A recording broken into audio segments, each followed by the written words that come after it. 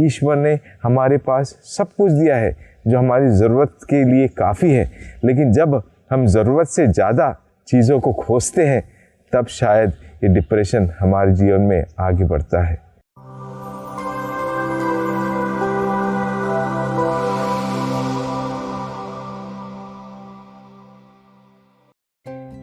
क्रिस्त में मेरे प्रिय भाइयों और बहनों, आनंद पवित्र आत्मा का एक फल है और वह हमारे अंतरतम में निवास करता है और इसलिए वो कभी भी खोजने से बाहर हमें नहीं मिलेगा, वह हमारे अंतरतम में है, क्योंकि ईश्वर का आनंद हमें शुरुआत से मिला है।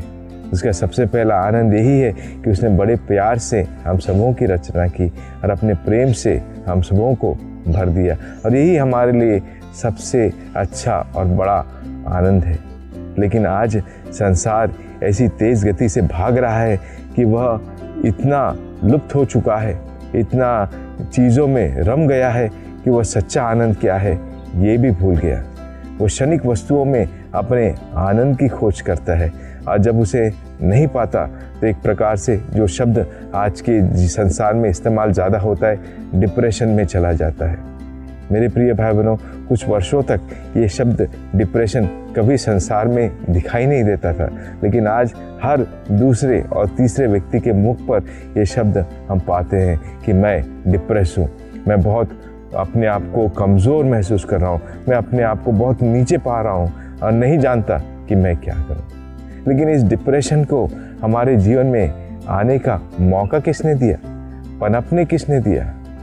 मेरे प्रिय भाई बहनों, अगर हम हमारे व्यक्तित्व की बात करते हैं, सृष्टि की बात करते हैं कि ईश्वर ने हमारे पास सब कुछ दिया है जो हमारी ज़रूरत के लिए काफ़ी है, लेकिन जब हम ज़रूरत से ज़्यादा चीज़ों को खोजते हैं तब शायद ये डिप्रेशन हमारे जीवन में आगे बढ़ता है, हमारे जीवन में गहराई से जड़ पकड़ लेता है। और इसलिए आज हम सभी युवक युवतियों से और जो लोग ऐसे डिप्रेशन शब्द का इस्तेमाल करते हैं, सोच कर देखिए इसकी शुरुआत कहाँ से हुई, कहाँ से इसने शुरुआत की, और तब तक खोजते रहें जब तक इसका उत्तर आपको ना मिले।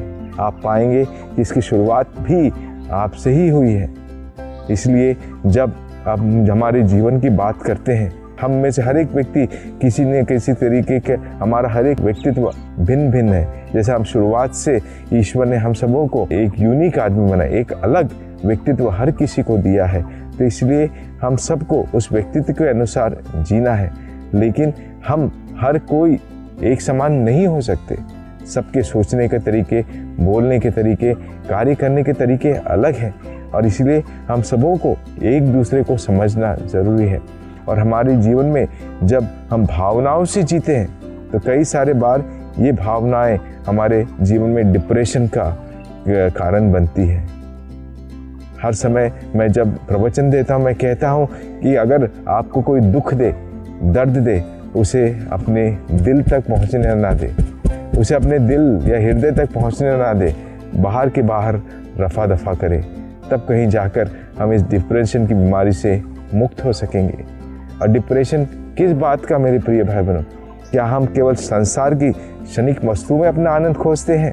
और अगर ऐसा करेंगे तो ज़रूर इस डिप्रेशन में चले जाएंगे। लेकिन अगर ईश्वर जो हमारा सच्चा आनंद है उसमें हम रमे रहें तो ये जीवन में हम कभी इस डिप्रेशन शब्द के करीब नहीं आएंगे।